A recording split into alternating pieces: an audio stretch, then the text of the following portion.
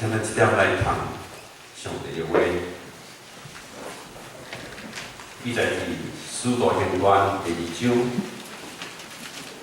使徒行传》第2章对第1节到第4节，大概圣经是135页，华语164页。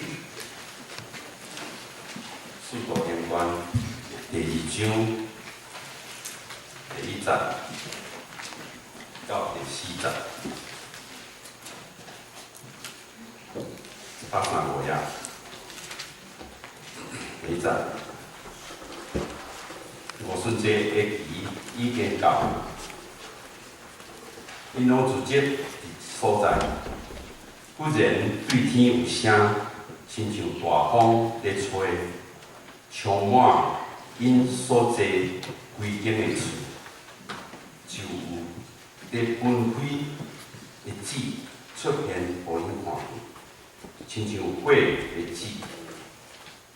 点伫逐人的顶面，因拢受圣灵充满，才开喙讲别样的口口，是照圣神所赏赐因讲的以上。